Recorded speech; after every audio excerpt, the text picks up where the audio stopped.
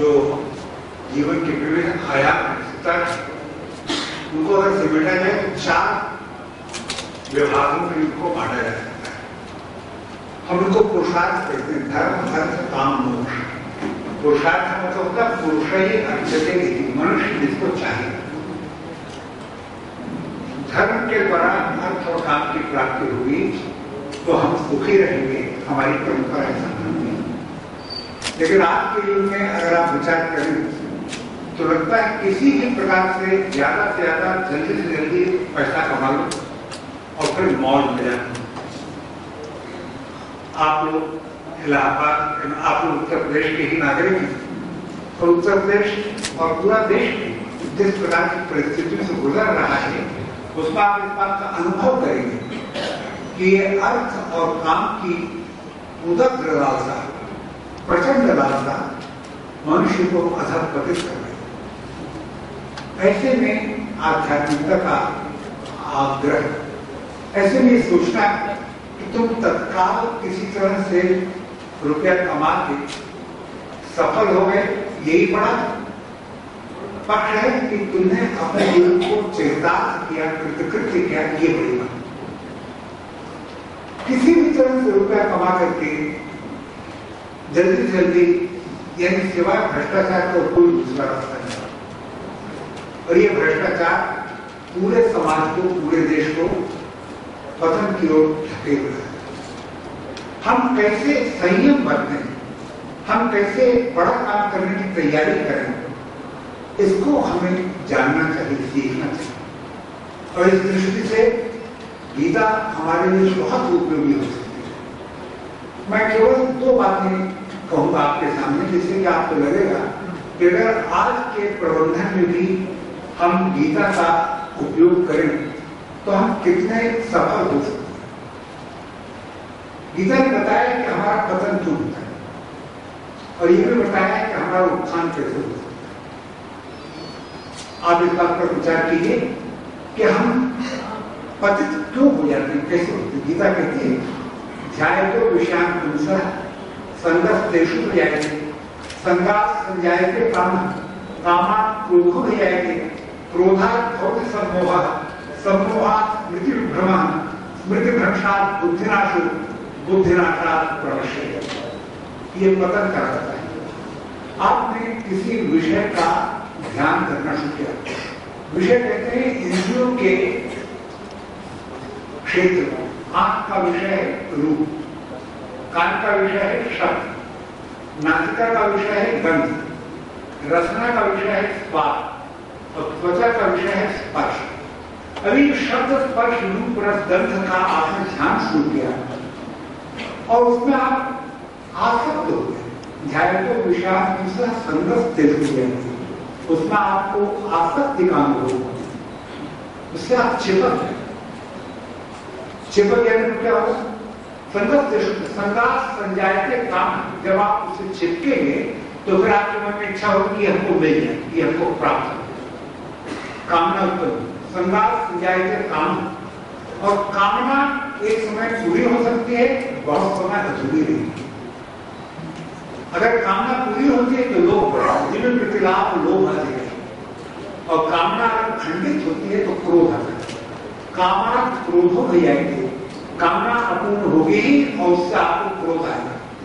क्रोधात् भवति सम्मोहः, जब आपको क्रोध आता है तो जो भी आप सोचेंगे, जो भी आप विचार करेंगे, जो निर्णय करेंगे वो उल्टा होगा।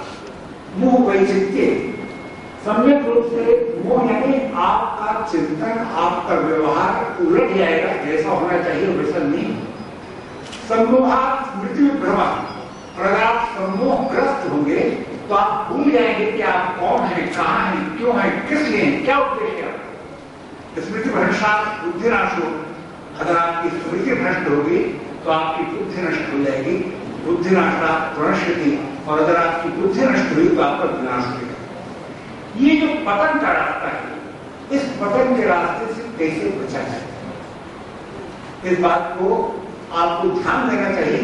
क्या वो प्राथमिक आवश्यकता है, वे कौन से प्राथमिक गुण होंगे जिन गुणों के कारण आप उत्थान की ओर जाएंगे। उसके गुण ही गुण देखेंगे, उसके दोष नहीं देखेंगे। और जिसके प्रति आपके मन में द्वेष आ गया उसके आपको दोष ही दोष दिखेंगे, गुण नहीं। और ऐसी स्थिति में आप जो भी निर्णय करें गलत निर्णय। कैसे हम अपने विषयों में इंद्रियों का संचार करते हुए भी उससे चिपके नहीं, इसका सबसे अच्छा उदाहरण दर्पण का है। आपने कभी नौजवान लोग तो दर्पण देखते हैं, इसका नाम दर्पण क्यों? जिसको देखते रहने से डर पाए। नौजवान लड़के हो या लड़कियां हो, जब शीशे के सामने खड़े होते हैं तो उनको लगता है कि उनके जैसा सुंदर कोई नहीं। और चूंकि ये लेकिन दर्पण की एक बड़ी विशेषता जो मैं आपका ध्यान आकृष्ट करूं, अच्छा दर्पण अगर है उसके सामने कोई बहुत ही सुंदर व्यक्ति, बहुत ही सुंदर पुरुष या बहुत सुंदर स्त्री है, दर्पण क्या करेगा? उसको ज्यों का त्यों प्रतीत करेगा, न उसको बढ़ाएगा न घटाएगा। और वो व्यक्ति अगर चला गया तो दर्पण को चिपका रहेगा, कुछ चिपका साफ हो जाएगा। कुरूप से कुरूप व्यक्ति आ जाए तो भी दर्पण उसको ज्यों का त्यों प्रतिबिंबित करेगा। और वो चला जाए तो दर्पण को चिपक जाएगा, कुछ नहीं। ये बात गीता हमको सिखाती है।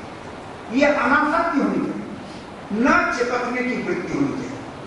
राग द्वेष युक्त जिस भी समस्या पर हम विचार कर रहे हैं, जो हमारे सामने काम है, उस काम को अच्छे से अच्छे ढंग से करने के लिए जो भी साथ में है, जो भी इनके साथ काम, तो बिना राग द्वेष के, बिना चिपके सही निर्णय लेने की क्षमता होनी चाहिए। राग द्वेष युक्तेषु विषयान इंद्रियैश्चरन्, विषयों में हमारी इंद्रियां जाएं, आंख देखे सुंदर से सुंदर रूप को चिपकने जाए, कान सुने कड़वे या मीठे शब्द को चिपकने जाए, त्वचा स्पर्श करे चिपकने जाए, आसक्त न हो जाए।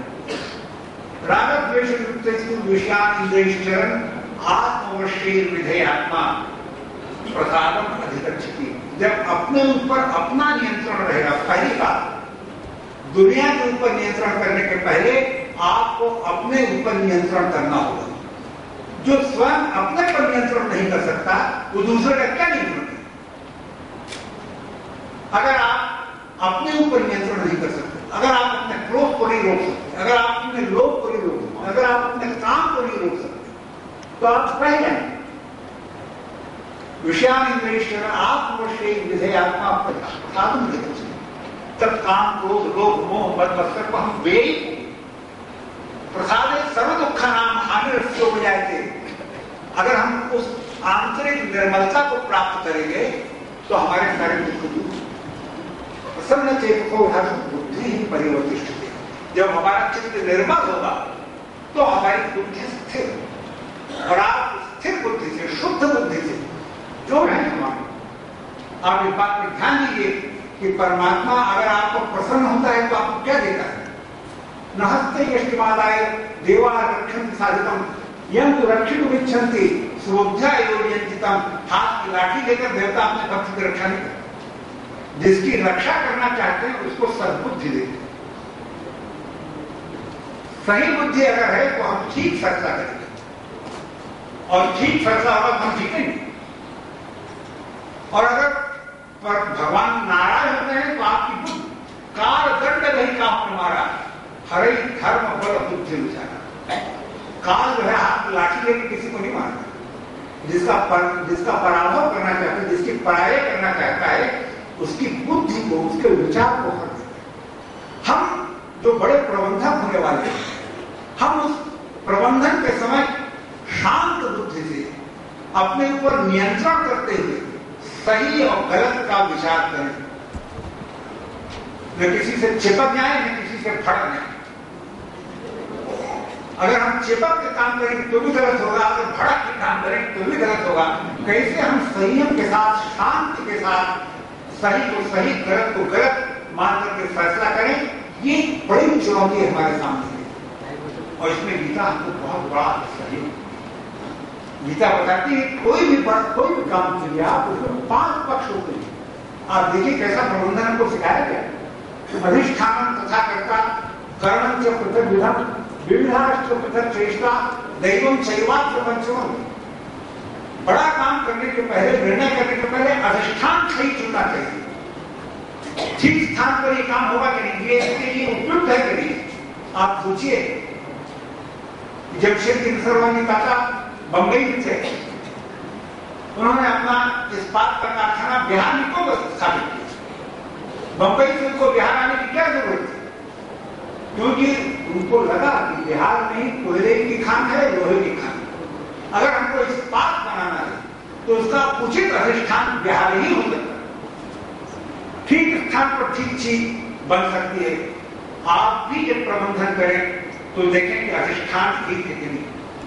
अधिष्ठान ही अगर गलत होगा तो बहुत नुकसान होगा। अधिष्ठान तथा कर्ता, करने वाले लोग कैसे हैं? सात्विक हैं कि राजसी हैं कि तामसी हैं? डरपोक हैं कि हिम्मती हैं? विचारवान है कि यूं ही डींग मारते हैं?